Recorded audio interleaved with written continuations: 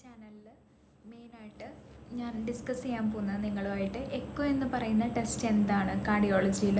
2D echo cardiogram, 2D echo, 3D echo, ഇതൊക്കെ തമ്മിലുള്ള difference എന്താണ്, എക്കോ ചെയ്യുന്നത് കൊണ്ട് എന്തെങ്കിലും സൈഡ് എഫക്ട്സ് കാര്യങ്ങളുണ്ടാവുമോ, ടെസ്റ്റ് കാര്യങ്ങളൊക്കെ പെയിൻഫുൾ ആയിരിക്കും, എത്ര സമയം കാര്യങ്ങൾ എടുക്കും ടെസ്റ്റിന് വേണ്ടിയിട്ട്, ഇങ്ങനെയുള്ള ഡീറ്റെയിൽസാണ് ഞാൻ മെയിനായിട്ട് ഷെയർ ചെയ്യുന്നത്. ഓക്കെ,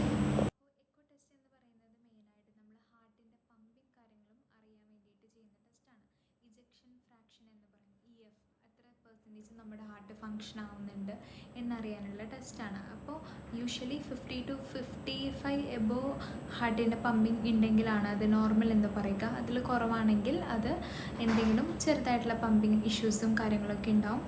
പിന്നെ എക്കോ എന്ന് പറയുന്നത് ഒരിക്കലും പെയിൻഫുൾ അല്ല, അത് റിലേറ്റഡ് ആയിട്ടുള്ള റേഡിയേഷൻ കാര്യങ്ങളൊന്നും ഉണ്ടാവില്ല. പിന്നെ സ്ലൈറ്റായിട്ട് അവർ എക്കോ ചെയ്യാൻ യൂസ് ചെയ്യുന്ന പ്രോബ് ലൈറ്റായിട്ട് നമ്മുടെ ചെസ്റ്റിൽ പ്രസ് ചെയ്യുന്ന സമയത്ത് നമുക്ക് ചെറിയൊരു ഡിസ്കംഫർട്ട് ഉണ്ടായിരിക്കും. അല്ലാതെ വേറെ ടെസ്റ്റിന് റേഡിയേഷൻ അങ്ങനെ കാര്യങ്ങളൊന്നുമില്ല.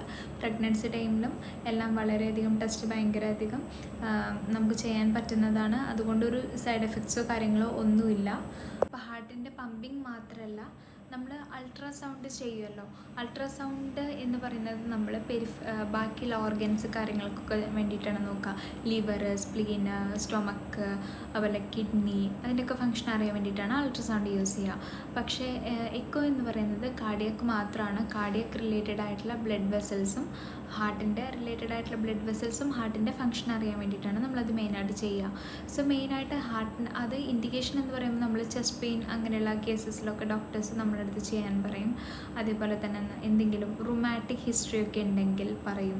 അതേപോലെ തന്നെ എന്തെങ്കിലും വൈറൽ ബാക്ടീരിയൽ ഇൻഫെക്ഷൻസ്, അത് ബ്ലഡ് സ്ട്രീം ഇൻഫെക്ഷൻസ് ഉണ്ടായിട്ട് അത് ഹാർട്ടിലെ ഫങ്ഷൻ, ഹാർട്ടിലെ വാൽവ്സിനൊക്കെ എഫക്റ്റഡ് ആണോ എന്നറിയാൻ വേണ്ടിയിട്ടും ചെക്ക് ചെയ്യും. പിന്നെ അതുപോലെ തന്നെ കണ്ടിന്യൂസ് ആയിട്ടുള്ള ഓൺഗോയിങ് ആയിട്ടുള്ള ഫീവറുള്ള പേഷ്യൻസിലും അങ്ങനെയുള്ള സമയത്ത് പറയും. പിന്നെ വളരെയധികം BP കൂടുതലായിരിക്കുന്ന സമയത്തൊക്കെ ചിലപ്പോൾ റെഫറൻസ് അതുണ്ടല്ലോ. ഇപ്പോൾ നമുക്ക് ഒരു ചെസ്റ്റ് പെയിൻ ഉണ്ട് എന്ന് വിചാരിച്ച് എക്കോ ചെയ്യണം അങ്ങനെയല്ല, എല്ലാത്തിനും അതിൻ്റേതായിട്ടുള്ള ഇൻഡിക്കേഷൻസ് ഉണ്ട്. ഓരോ പേഷ്യൻസിനും ഇപ്പോൾ ഒരു പേഷ്യൻറ്റിന് ഇപ്പോൾ ചെസ്റ്റ് പെയിൻ ഉണ്ടായി നമ്മൾ എക്കോ ചെയ്യാൻ പറഞ്ഞു. വേറൊരു പേഷ്യൻറ്റിന് ECG ചെയ്തപ്പോൾ അതിൽ കുറച്ച് ചേഞ്ചസ് ഉണ്ടായി, അപ്പോൾ എക്കോ ചെയ്യേണ്ട ആവശ്യമില്ല. അപ്പോൾ ഓരോ പേഷ്യൻസിനും ഓരോ രീതിയിലാണ്. ഒരാൾക്ക് എടുത്തു എന്ന് വിചാരിച്ചത് കൊണ്ട് അടുത്ത ആൾക്ക് എടുക്കണം എന്നില്ല. കാരണം ഓരോ പേഷ്യൻസ് എടുക്കുകയാണെങ്കിലും അവരുടെ ഹിസ്റ്ററി അതേപോലെ തന്നെ എല്ലാം വളരെയധികം വ്യത്യാസമായിരിക്കും. സോ എപ്പോഴും അവർ പല പല റിപ്പോർട്ട്സ് എല്ലാം കമ്പയർ ചെയ്തിട്ടാണ് ഒരു ടെസ്റ്റിന് ഇൻഡിക്കേഷനും കോൺട്രാ ഇൻഡിക്കേഷനും പറയാം. ഓക്കെ, സോ എക്കോ എന്ന് പറയുന്നത് മെയിനായിട്ട് പമ്പിങ് അറിയാൻ വേണ്ടിയിട്ടാണ്. സോ ഞാൻ നോർമലായിട്ടുള്ള ഹാർട്ടിൻ്റെ ഒരു കൺട്രാക്ടിലിറ്റി ആൻഡ് ഹാർട്ടിൻ്റെ ഫങ്ഷനുള്ള ഒരു ഹാർട്ട് എങ്ങനെയാണ് ഞാൻ നിങ്ങൾക്ക് കാണിച്ചു തരാം ഇതിൽ. പിന്നെ വാൽവ് ലീക്കേജസ് കാര്യങ്ങളൊക്കെ അറിയാൻ വേണ്ടിയിട്ട് അത് ഹാർട്ട് എക്കോയിലാണ് അറിയുക. ഇപ്പോൾ ഞാൻ നിങ്ങൾക്ക് നോർമലായിട്ട് പമ്പ് ചെയ്യുന്ന ഒരു ഹാർട്ടിൻ്റെ ഒരു റെഫറൻസ് വീഡിയോയാണ് ഞാൻ നിങ്ങൾക്ക് കാണിച്ചു തരുന്നത്. പക്ഷേ എല്ലാം നമ്മളിത് മാത്രമല്ല നോക്കുക, പമ്പിങ് മാത്രമല്ല നോക്കുക, വാൽവിലുള്ള ലീക്കേജ് കാര്യങ്ങൾ ഓരോ പേഷ്യൻസിനും ഓരോ ഇൻഡിക്കേഷൻ ആയിരിക്കും. ഓക്കെ, ഞാൻ നിങ്ങൾക്ക് വീഡിയോ ഒന്ന് കാണിച്ചു തരാം. സോ ഇത് നോർമലായിട്ട് പമ്പ് ചെയ്യുന്ന ഒരു ഹാർട്ടിൻ്റെ ഒരു വീഡിയോയാണ്. നമ്മൾ എക്കോ അല്ലെങ്കിൽ അൾട്രാസൗണ്ടിലൊക്കെ നമ്മൾ ഓരോ ഓർഗൻസ് നോക്കുകയാണെങ്കിലും കറക്റ്റ് ആ ഓർഗൻസ് നമ്മൾ പിക്ചേഴ്സിലൊക്കെ കാണുന്ന പോലെയല്ല. നമ്മൾ അൾട്രാസൗണ്ട് ബീം വെച്ച് ഓരോ ആംഗിളിൽ നമ്മൾ ഏത് പെർട്ടിക്കുലർ ഓർഗനാണോ അതിനെ കാണാറ്. അപ്പോൾ നിങ്ങൾക്ക് കണ്ടാൽ ഇത് നമ്മുടെ ഹാർട്ടിൻ്റെ അറയാണ്, ഇത് വാൽവുകളാണ് ബ്ലഡ് ഫ്ലോ നിയന്ത്രിക്കാൻ വേണ്ടിയിട്ട്. സോ ഇത് നിങ്ങൾ കാണുവാണെങ്കിൽ നന്നായിട്ട് ഇത് തുടിക്കുന്നുണ്ട്. അതിനർത്ഥം അത് നോർമൽ കൺട്രാക്ടിലിറ്റി ആണ്, നോർമൽ ഇജക്ഷൻ ഫ്രാക്ഷൻ ആണെന്ന് പറയാം. ഇത് ഹാർട്ടിന് ഒരു ചെറിയൊരു ക്രോസ് സെക്ഷൻ ആയിട്ട് കാണിച്ചേക്കുന്നതാണ്. ഇത് നിങ്ങൾക്ക് കണ്ടറിയാം എല്ലാ വോൾസും കറക്റ്റായിട്ട് കൺട്രാക്ട് ചെയ്യുന്നുണ്ട്. സോ പക്ഷേ ഇത് ഒരു ആൻജിയോഗ്രാം ആൻജിയോപ്ലാസ്റ്റി കഴിഞ്ഞ ഒരു പേഷ്യൻസ് ഒക്കെ എടുത്തു കഴിഞ്ഞ് കഴിഞ്ഞാൽ നിങ്ങൾക്ക് ഇതിൻ്റെ ഈ ഹാർട്ടിൻ്റെ പമ്പിങ് കാര്യങ്ങളെല്ലാം നോർമലായിരിക്കണം എന്നില്ല. ഇപ്പോൾ അവരുടെ ഹൃദയത്തിൻ്റെ പമ്പിങ് എഫക്റ്റഡ് ആയി ഹാർട്ട് അറ്റാക്കിൽ അങ്ങനെയാണെങ്കിൽ മാത്രമാണ് അവർക്ക് ഹാർട്ടിൻ്റെ പമ്പിങ്ങിന് പ്രശ്നം ഉണ്ടാവുള്ളൂ. അല്ലെങ്കിൽ ഹാർട്ടിന് പമ്പിങ് നോർമലായിരിക്കാം. ഇപ്പോൾ കുറേ പേഷ്യൻസിനൊക്കെ ECG ഒക്കെ ചെയ്തിട്ട് നോർമലായിരിക്കാം, TMTയിലായിരിക്കും ചേഞ്ചസ് വരുന്നത്. അങ്ങനെയുള്ള പേഷ്യൻസിന് റെസ്റ്റിംഗ് എക്കോ എപ്പോഴും നോർമലായിരിക്കും, എക്സേഷനിൽ മാത്രമാണ് ചേഞ്ചസ് കാണുകയുള്ളൂ. സ്കാൻ ചെയ്യുന്ന മെഷീൻ ഇതാണ്.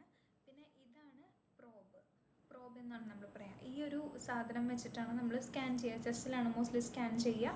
ഹാർട്ട് മാത്രമല്ല, ഹാർട്ട് റിലേറ്റഡ് ആയിട്ടുള്ള ബ്ലഡ് വെസലും എക്കോ എന്ന് പറയുന്ന ടെസ്റ്റിൽ കവർ ചെയ്യുന്നതായിരിക്കും, അതിൽ സ്കാൻ ചെയ്യുന്നതായിരിക്കും. അപ്പോൾ ഇതിൽ മെയിനായിട്ട് ഇത് നമ്മൾ യൂസ് ചെയ്യുന്ന അൾട്രാസൗണ്ടാണ്. അപ്പോൾ ഇതിനുള്ളിൽ പ്രോബിനുള്ളിൽ കുറച്ച് പ്രത്യേക ക്രിസ്റ്റൽസ് ഉണ്ട്. അപ്പോൾ മെഷീൻ ഇലക്ട്രിക്കൽ സിസ്റ്റം ഇലക്ട്രിസിറ്റി ആയിട്ട് പ്ലഗ്ഡ് ഇൻ ആയിരിക്കും. സോ ഇലക്ട്രിസിറ്റി അപ്ലൈ ചെയ്യുന്ന സമയത്ത് ഇതിനുള്ളിൽ പെർട്ടിക്കുലർ ക്രിസ്റ്റൽസ് ഉണ്ട്. ആ ക്രിസ്റ്റൽസിൻ്റെ ഷേപ്പ് ചേഞ്ച് ആവും, പിന്നെ അത് അൾട്രാസൗണ്ട് ക്രിയേറ്റ് ആവും.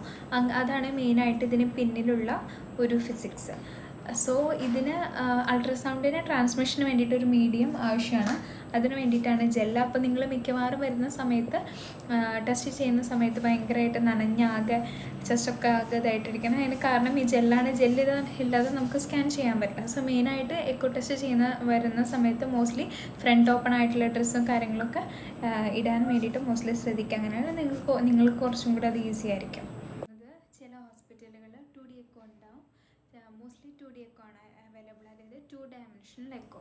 3D എക്കോ ചില ഹോസ്പിറ്റലുകൾ അവൈലബിൾ ആണ്. സോ 3D എക്കോയ്ക്ക് 3D പ്രോബ്സ് ആണ് യൂസ് ചെയ്യുക. ഞാൻ കാണിച്ചു തന്ന ഡിവൈസ് ഉണ്ടല്ലോ, പ്രോബ്. ആ പ്രോബിൽ 3 ഡയമെൻഷണൽ എക്കോ എന്ന് പറയുന്ന ഒരു ഓപ്ഷൻ ആപ്ലിക്കബിൾ ആണെങ്കിൽ മാത്രമാണ് മോസ്റ്റ്ലി 3D പറയുക. പിന്നെ 3D എക്കോ കുറച്ചും കൂടെ കോസ്റ്റ്ലിയാണ് 2D എക്കോ വെച്ച് കമ്പയർ ചെയ്യുന്ന സമയത്ത്. 3Dയിൽ പറയുന്നത് മെയിനായിട്ട് നമ്മുടെ വാൽവിൻ്റെ അനാട്ടമി, പിന്നെ അതുപോലെ ചേമ്പേഴ്സ് ക്വാണ്ടിഫിക്കേഷൻ, അഡ്വാൻസ്ഡ് ആയിട്ടുള്ള ക്വാണ്ടിഫിക്കേഷൻ കാര്യങ്ങൾക്കാണ് 3D യൂസ് ചെയ്യുക. നോർമലായിട്ട് 3D യൂസ് ചെയ്യില്ല. Main first point of care എന്ന് പറയുന്നത് നമ്മൾ 2D ഒക്കെ വെച്ചിട്ടായിരിക്കും. കാരണം ഈ എന്തെങ്കിലും അത്രയും എമർജൻസീസ് ആയിട്ടുള്ള സമയത്തൊന്നും നമുക്ക് 3D ചെയ്ത് വേസ്റ്റ് ചെയ്യാനുള്ള സമയം ഉണ്ടാവില്ല. അപ്പോൾ മോസ്റ്റ്ലി ഡോക്ടേഴ്സ് 2D ആണ് ചെയ്യുക. പിന്നെ എന്തെങ്കിലും ഇൻ്റർവെൻഷൻ്റെ ഭാഗമായിട്ട്, അല്ലെങ്കിൽ എന്തെങ്കിലും ഡിവൈസ് ക്ലോഷേഴ്സിൻ്റെ ഒക്കെ ഭാഗമായിട്ട്, അതായത് എന്തെങ്കിലും പ്രൊസീജിയേഴ്സ് നടക്കുന്ന സമയത്ത് 3D ആവശ്യമുണ്ടെങ്കിൽ മാത്രമാണ് 3D എക്കോ ചെയ്യുക.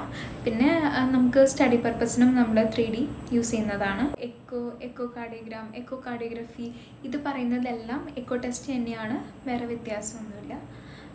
പിന്നെ ചിലയിടത്ത് നമുക്ക് റിട്ടേൺ റിപ്പോർട്ട്സ് ആയിരിക്കും തരുന്നത്, ചിലയിടത്ത് ടൈപ്പിംഗ് റിപ്പോർട്ട്സ് ആയിരിക്കും. സോ ഓരോ ഹോസ്പിറ്റലിലും പിന്നെ അവിടെയുള്ള ഡോക്ടേഴ്സിനെ ഡിപ്പെൻഡ് ചെയ്തിട്ട് എല്ലാം ക്വാണ്ടിഫിക്കേഷൻസ്, അതുപോലെ തന്നെ റിപ്പോർട്ടിങ് കാര്യങ്ങളൊക്കെ വ്യത്യാസം ഉണ്ടാവും. അൾട്രാസൗണ്ടൊക്കെ ചെയ്തവർക്കൊരു ഡൗട്ട് ഉണ്ടായിരിക്കാം, ഈ അൾട്രാസൗണ്ടിന് ഞാൻ ഇതേ സെയിം മെഷീൻ തന്നെയാണല്ലോ ഞാൻ യൂസ് ചെയ്ത് സ്കാൻ ചെയ്തത്, അപ്പോൾ അങ്ങനെയാണെങ്കിൽ അവർക്ക് കാർഡിയക്കും കൂടി ചെയ്യാറുന്നില്ലേ എന്നൊക്കെ. അത് കോമൺ ആയിട്ട് പേഷ്യൻസ് ആയിട്ട് നിന്ന് വരുന്നൊരു ക്വസ്റ്റ്യൻ ആണ്. സോ അൾട്രാസൗണ്ടിനാണെങ്കിലും എക്കോ കാർഡിയോഗ്രഫിക്കാണെങ്കിലും നമ്മൾ യൂസ് ചെയ്യുന്നത് ഈ സെയിം മെഷീൻ തന്നെയാണ്. പക്ഷേ വ്യത്യാസം എന്താണെന്ന് വെച്ച് കഴിഞ്ഞാൽ ഓരോ പാർട്സിനും, ഓരോ ബോഡി പാർട്സിനും യൂസ് ചെയ്യുന്നത് ഡിഫറെൻറ്റ് ടൈപ്പ് ഓഫ് പ്രോബാണ്. കാണിച്ചിരുന്ന ഒരു ഡിവൈസ്, ഒരു ഇൻസ്ട്രുമെൻ്റാണ്. സോ അത് കാർഡിയാക്കിന് സ്കാൻ ചെയ്യാനാണെങ്കിൽ പ്രത്യേക തരം ഫ്രീക്വൻസി ഉള്ള പ്രോബുകളാണ് യൂസ് ചെയ്യുക. ഇപ്പം നെക്കിന് ചെയ്യുന്നത് വേറെ ആയിരിക്കും. ഇപ്പം ഞാൻ നിങ്ങൾക്ക് പറഞ്ഞുതരാം എക്സാമ്പിൾ. ഈ ചെറിയ പ്രോബ് എന്ന് പറയുന്നത് മോസ്റ്റ്ലി കാർഡിയാക്ക് സ്കാൻ ചെയ്യാൻ വേണ്ടിയിട്ട് യൂസ് ചെയ്യുന്നതാണ്. പിന്നെ ഇതെന്ന് പറയുന്നത് ലീനിയർ പ്രോബ് എന്നാണ് പറയുക. ആ കണ്ടതിനേക്കാൾ കുറച്ചും കൂടെ നീളമാണ് ഇതിൻ്റെ സർഫസ്. ഇത് മെയിനായിട്ട് കാരോട്ടിഡ്, നെക്ക് റിലേറ്റഡ് ആയിട്ടുള്ള ആർട്ടറീസ് കാര്യങ്ങളൊക്കെ സ്കാൻ ചെയ്യാൻ വേണ്ടിയിട്ടാണ് ഇത് മെയിനായിട്ട് യൂസ് ചെയ്യുക. സോ അതായത് മെഷീനെല്ലാം ഒന്നായിരിക്കാം, പക്ഷെ നമ്മൾ ചെയ്യുന്ന യൂസ് വേറെ രീതിയിലാണ്. അൾട്രാസൗണ്ട് എന്ന് പറയുന്നത് കംപ്ലീറ്റ് സെപ്പറേറ്റ് ഇതാണ്.